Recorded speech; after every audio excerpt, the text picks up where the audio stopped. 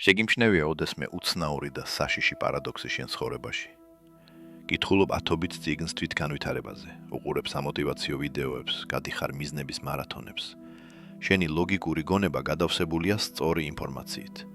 მშვენივრად იცი როგორ უნდა იცხოვრო. იკვებო სწორად, არ მიეცე პროკრასტინაციას, ააგო ჯანსაღი საზღვრები, გამოიმუშაო ფული. მაგრამ შენი რეალური ცხოვრება რატომღაც ერთ ადგილზეა გაჭედილი. თითქოს შენს ცოდნასა და მოქმედებებს შორის მინის უხილავი ტყვია გაუმტარი კედელი დგას. პირობას აძლევს საკუთარ თავს, რომ ორშაბათიდან ახალ ფურცელს გადაშლი. გრძნობ გადამწყვეტ მოზღვავებას, მაგრამ უკვე 4 შაბათისთვის შენი ტვინი პოულობს 1000 ბრწყინვალე ლოგიკურ არგუმენტს, რათა ყველაფერი ისე დატოვოს, როგორც არის. რატომ ხდება ასე? რატომ ცხოვრობენ ჭკვიანი ადამიანები ცხოვრებით, რომელიც მათ არ აკმაყოფილებთ? პასუხმა, რომელსაც ახლა მოისმენ, შესაძლოა მთლიანად შეგიცვალოს წარმოდგენა საკუთარ თავზე. საქმე იმაშია, რომ ის, ვისაც მიეჩვიე, რომ უწოდო მე, შენი ცნობიერი გონება, შენი პიროვნება, შენი ინტელექტი, ეს მხოლოდ უზარმაზარი კორპორაციის პრესმდივანია. შენ არ მართავ ამ კორპორაციას. მას მართავს რაღაც სხვა, ძველის ძველი, ძლიერი და აბსოლუტურად არალოგიკური სტრუქტურა, რომელსაც ჩვენ ქვეცნობიერს უწოდებთ. მეცნიერები მას ფსიქოლოგიურ თერმოსტატს ეძახიან. თუ შენი ქვეცნობიერი მომართულია შემოსავლის, ბედნიერების ან სიმშვიდის გარკვეულ დონეზე, ის გააკეთებს ყველაფერს, რომ დაგაბრუნოს ამ პარამეტრებზე, რაც არ უნდა ძლიერად ცდილობდე მათ შეცვლას ცნობიერად. და ამ სტრუქტურას ერთი თავისებურება აქვს. მას არ ესმის სიტყვების ენა. შეიძლება საათობით იმეორო აფირმაციების სარკის წინ. მე თავდაჯერებული ვარ, მე მდიდარი ვარ. მაგრამ თუ შენი ფსიქიკის სიღრმისეულ პარამეტრებში ინახება შეშინებული ბავშვის ან უღირსი ადამიანის ხატი, იგრძნობს შიშსა და საბოტაჟს. სწორედ ახლა ჩვენ ერთად გავტეხთ ამ კოდს. ვისაუბრებთ ტექნოლოგიაზე, რომლის იგნორირებასაც მეცნიერული საზოგადოება მე-20 საუკუნის დასაწყისში ცდილობდა, რადგან მას ზედმეტად რადიკალურად მიიჩნევდა. საუბარი არ იქნება ბანალურ პოზიტიურ აზროვნებაზე. შევეხებით აქტიური წარმოსახვის მეთოდს, ინსტრუმენტს, რომელიც საშუალებას გაძლევს გადააპროგრამო შენი ბიოკომპიუტერის ქახნული პარამეტრები ლოგიკური დაცვის გვერდისავლით. რომ გავიგოთ მასშტაბი თუ რასთან გვაქვს საქმე, უნდა ვიმოგზაუროთ 1913 წელსში. ეს იყო დიდი განხეთქილების მომენტი სიღრმისეულ ფსიქოლოგიაში. ორმა გიგანტმა, ზიგმუნდ ფროიდმა და კარლ გუსტავ იუნგმა, ურთიერთობას სამუდამოდ გაწყვიტეს. ისტორიამ შემოინახა მათი კონფლიქტის არსი. ფროიდი დარწმუნებული იყო, რომ არაცნობიერი, ეს არის ბნელი სარდაფი ურჩხულებითა და აკრძალული ტოლოებით, სადაც არავითარ შემთხვევაში არ შეიძლება შესვლა შეიარაღებული დაცვის, ანუ ექიმი ანალიტიკოსის გარეშე. ის თვლიდა, რომ ამ უფსკრულთან პირდაპირი კონტაქტი გონებისთვის საშიშია. მაგრამ იუნგმა გარისკა და უფრო შორს წავიდა. მან საკუთარ თავზე დაიწყო ექსპერიმენტი, რომელიც წლები გრძელდებოდა და რომლის შედეგებიც მან ლეგენდარულ წითელ წიგნში შეიტანა. ამ ნაშრომს მისი მემკვიდრეები თითქმის 100 წელი მალავდნენ ბანკის სეიფში, რადგან ეშინოდათ, რომ სამყარო ნაწერს არასწორად გაიგებდა. რა იპოვა იუნგმა ასეთი? მან აღმოაჩინა, რომ არაცნობიერი ეს არ არის ქაოსი. ეს არის მოწესრიგებული სისტემა, დასახლებული ავტონომიური ძალებით ან სუბპიროვნებებით. და რაც მთავარია, მათთან მოლაპარაკება შესაძლებელია. მან იპოვა გზა, შესულიყო კონტროლირებადი ტრანსის მდგომარეობაში, სადაც შინაგანი ხატები ხდებოდნენ ისეთივე რეალურები და ხელშესახებები, როგორც ფიზიკური ობიექტები ოთახში. დღეს, საუკუნის შემდეგ, თანამედროვე ნეირობიოლოგიამ საბოლოოდ შეძლო აეხსნა ის, რაც იუნგმა ინტუიციურად იქცნო. აქ არავითარი მისტიკა არ არის. ყველაფერი ჩვენი ტვინის ჰემისფეროების მოწყობაშია. მაცხენა ჰემისფერო პასუხისგებელია ლოგიკაზე, სიტყვებსა და დროზე. ის ნელი და ცრფივია. მარჯვენა ჰემისფერო პასუხისგებელია ხატებზე, ემოციებსა და ინტუიციაზე. ის მუშაობს პრისიერად. პრობლემა ისაა, რომ ხშირად მათ შორის კავშირი არ არის. ნახე როგორ მუშაობს ეს პრაქტიკაში.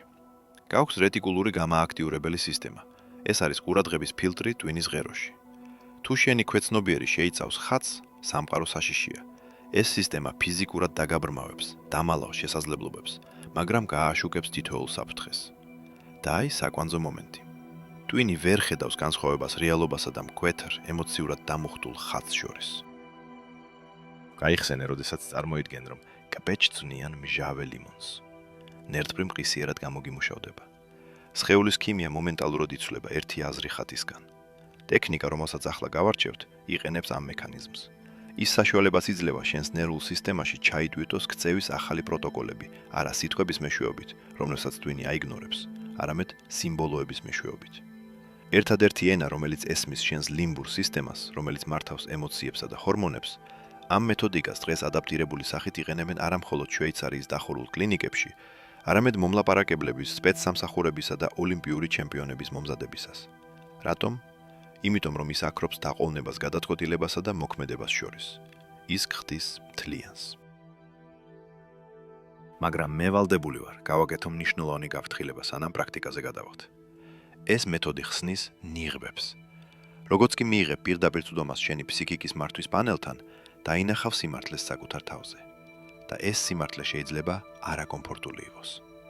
უცებ გააცნობიერებ, რომ სიკეთე და უარის თქმის შეუძლებლობა სინამდვილეში ლაჩრობა და საზღვრების დაცვის უუნარობაა. რომ სიყვარული ეს ემოციული დამოკიდებულება და კონტროლის სურვილია. რომ მიზანი, რომლისკენაც წლებია მიდიხარ, მშობლების მიერაა თავს მოხვეული, ხოლო შენ სულს სხვა რამ სურს. ეს მეთოდი ანგრევს ტკბილ ილუზიებს, მაგრამ მხოლოდ ცრუ მეს ნანგრევებზე შეიძლება აშენდეს რაღაც ნამდვილი და მყარი. რომ მზად ხარ გარისკო, ჩვეული კომფორტი, ნამდვილი ძალის გულისთვის, მაშინ ყურადღებით მისმინე. ეხლა ჩვენ ჩავატარებთ ქვეცნობიერთან მუშაობის გაღრმავებულ სესიას. ეს არ არის ლექცია, ეს ვარჯიშია. გადადე ტელეფონი. თუ მასში უყურებ, დაჯექი ისე, რომ ზურგი გქონდეს გამართული, ფეხები კი მყარად იდგეს იატაკზე. ეს მნიშვნელოვანია. ჩვენ გვჭირდება ფიზიკური დამიწება, რათა არ გავფრინდეთ ფანტაზიებში, არამედ ვიმუშაოთ. გავლილით 3 ეტაპს, რომელთაგან თითოეული წინაზე ღრმად აღწევს. დავიწყოთ პირველი ნაბიჯით, რომელსაც ეწოდება ობიექტივაცია და მოლაპარაკებები. ბევრი ადამიანი საკუთარი პრობლემების შიგნით ცხოვრობს. ამბობ, ბრაზობ, მეშინია, აიგივებს საკუთარ თავს მდგომარეობასთან. ეს შეცდომაა, რომელიც ძალაუფლებას გართმევს. სანამ შენ თავად ხარ შიში, ვერ მართავ მას. სწორედ ახლა, დახუჭე თვალები, ღრმად ჩაისუნთქე ცხვირით და ძალიან ნელა, ხანგრძლივად ამოისუნთქე პირით. მოადუნე ქვედაღბის დაძაბულობა. გაიხსენე სიტუაცია ან გრძნობა, რომელიც ბოლო დროს დისკომფორტს გიქმნის. შფოთვა მომავლის წინაშე, წყენა, ქრონიკული დაღლილობა. იპოვე ეს შეგრძნება სხეულში. ეს არის სიმძიმე მკერდში, სიცივე მუცელში, დაძაბულობა მხრებში. ახლა კი ჩართე წარმოსახვა. ეს გრძნობა, რომ ცოცხალი არსება, საგანი ან ბუნებრივი მოვლენა ყოფილიყო, რას ემსგავსებოდა ის? არ იფიქრო ლოგიკურად. პირველი რაც ამოტივტივდება, ყველაზე სწორია. ეს შეიძლება იყოს ბნელი სხეული, ეკლიანი მავთული, მძიმე ლოდი, ან იქნებ შეშინებული ცხოველი. დააგვირდი ამ ხატს. რამხელაა ის, როგორი ფაქტურა აქვს? სწორედ ახლა შენ განახორციელებ ფსიქოლოგიის უმნიშვნელოვანესი აქტი, დისოციაცია. ხარ შენ და არის ხატი. თქვენ აღარ ხართ ერთი მთლიანი, შენ დამკვირვებელი ხარ. ეხლა გონებაში მიმართე ამ ხატს. მთავარი წესი, არავითარი ძალადობა, არც სადომისი განადგურება, დაცვა ან გაგდება. ეს დამსკერთა ყველაზე ხშირი შეცდომაა. საკუთარ თავთან ბრძოლა მხოლოდ აძლიერებს წინააღმდეგობას. ეს შენი ფსიქიკის ნაწილია და მას პოზიტიური მიზანი აქვს. კითხე ამ ხატს პატივისცემით. რა სამუშაოს ასრულებ ჩემთვის? რისგან მიცავ? და მოусმინე პასუხს. ის შეიძლება არ მოვიდეს სიტყვებით. ის შეიძლება მოვიდეს როგორც უეცარი გაგება, როგორც მოგონება ბავშვობიდან, ან როგორც თავად ხატის ფორმის ცვლილება. ხშირად აღმოჩნდება, რომ აგრესიის საშიში დრაკონი სინამდვილეში იცავს შენს პირად საზღვრებს, რომლებსაც ყველა არვევს. ხოლო სიზარმაცის მძიმე კედელი გაკავებს სამუშაოსგან, რომელიც ფიტავს სასიცოცხლო ძალებს. კითხე ხატს, რა გინდა? რა გჭირდება? შესაძლოა ხატს უბრალოდ აღიარება სჭირდება. იქნებ საჭიროა მისი გონებაში გამოკვება ან გათბობა. გააკეთე ეს წარმოსახვაში სწორედ ახლა. დააკვირდი, როგორ იცვლება ხატი, როდესაც ომის ნაცვლად მიმრავლობას აჩვენებ. როგორ გადაიქცევა ბნელი სხეული რესურსის ნაკადად. შეისუნთქე ეს ახალი, ტრანსფორმირებული ენერგია. ეხლა გადავდივართ მეორე დონეზე, რომელიც განკუთვნილია გაბედულებისთვის. ამას ეწოდება ჩრდილთან მუშაობა. იუნგმა შემოიტანა ცნება ჩრდილი. ეს არის ხასიათის იმ თვისებების საწყობი, რომლებიც ჩვენ საკუთარ თავში ჩავახშეთ, რადგან ისინი ჩვენ ან საზოგადოებას სუდებად გვეჩვენებოდა. მაგრამ პარადოქსი იმაშია, რომ ჩრდილში დამალულია შენი პოტენციალის 90%. შენი ქარიზმა, ჯანსაღი აგრესია, სექსუალურობა, დიდი ფულის შოვნის უნარი, ეს ყველაფერი ხშირად სარდაფშია გამოკეტილი. იფიქრე ადამიანზე, რომელიც საშინლად გაღიზიანებს, რომელიც გაცროფებს, იწვევს მიუღებლობას. წარმოიდგინე ის შენ წინაშე, დაინახე მისი ქცევა, მისი მანერები, იგრძენი როგორ დუხს აღშფოთება. იცი რატომ გეხება ეს ასე ძალიან. ფსიქიკა არასოდეს რეაგირებს მძაფრად იმაზე, რაც შენში არ არის. შენ სარკეში იყურები.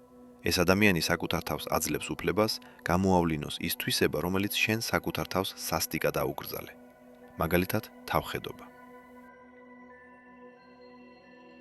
მაგრამ რა არის თავხედობა პოზიტიურ ჭრილში? ეს არის საკუთარი თავის გაცხადების უნარი. ეს არის გამბედაობა, იყო პირველი. ეს არის უფლება საკუთარ სურვილებზე. ეხლა ჩვენ გავაკეთებთ იმას, რასაც რესურსის ინტეგრაცია ქვია. შეხედე ამ პიროვნების გამაღიზიანებელ ხატს და თქვი გონებაში.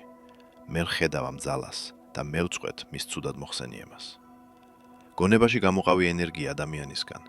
გაწმინდე ეს თვისება ნეგატივისგან. დაინახე ის, როგორც სუფთა სტიქია, თავდაჯერებულობის ენერგია, გავლენის ენერგია.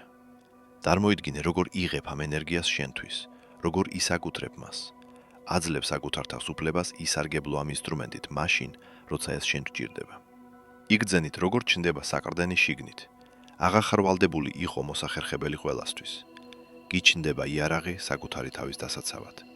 ეს არის ენერგიის კოლოსალური დაბრუნება, რომელიც ადრე ჩახშობაზე იხარჯებოდა. და ბოლოს მესამე, ყველაზე ღრმა ეტაპი, კვანტური ნახტომი, ანუ დიალოგი საკუთარ თავთან. ადამიანების უმეტესობა მომავალს გეგმავს საკუთარი წარსული გამოცდილებისა და ძველი ტრავმებიდან გამომდინარე. ეს წრფივი აზროვნების მახია. უბრალოდ აღადგენ ძველ პრობლემებს ახალ დეკორაციებში.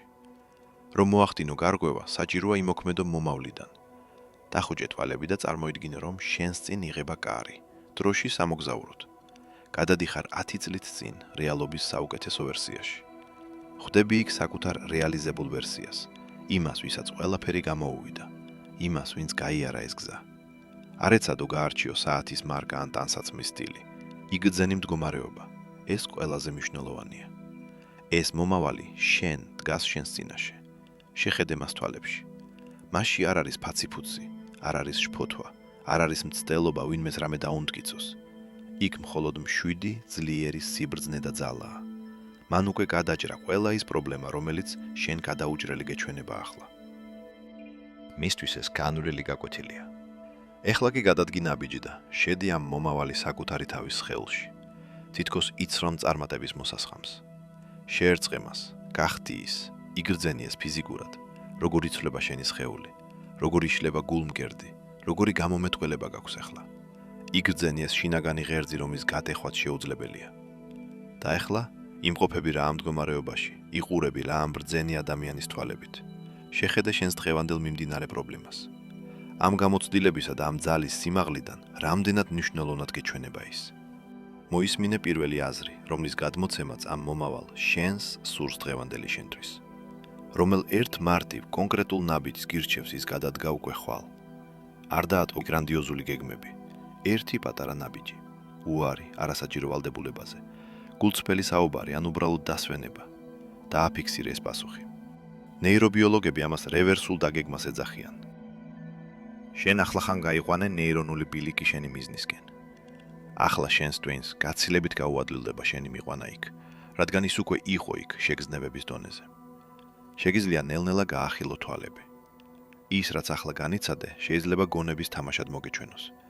მაგრამ ნეიროფიზიოლოგიის დონეზე შენ ახლახან ჩაატარე ურთულესი ოპერაცია. შექმენი ახალი ნეირონული კავშირები. შეწყვეტე საკუთარი ემოციების ჩახშობა და დაიწყე მათი საწვავად გამოყენება. შეწყვეტე ომი საკუთარ თავთან და დაიწყე მოლაპარაკება.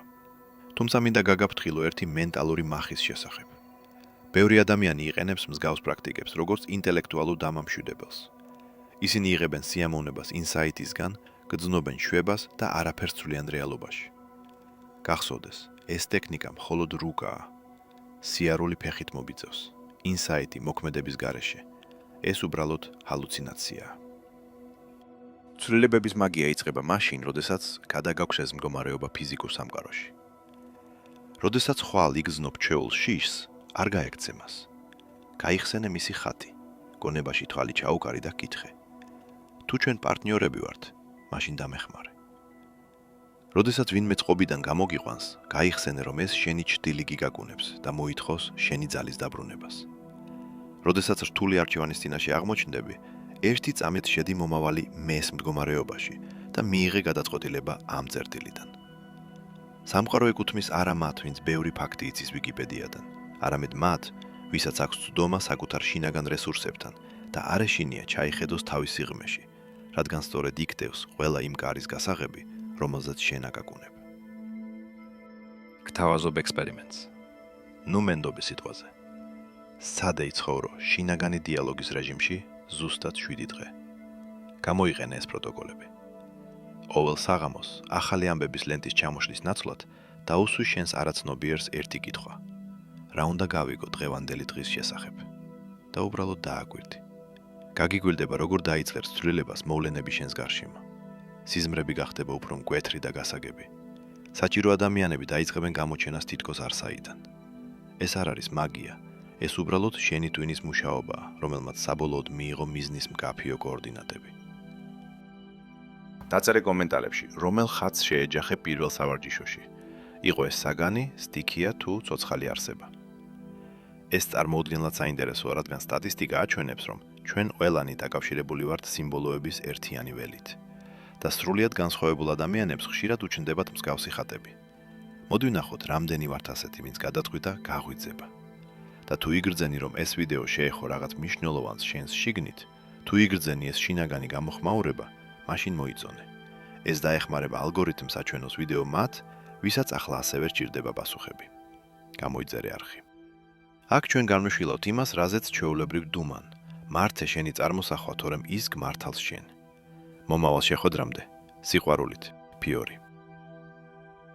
მადლობა, რომ მეგობრობ ფიორისთან.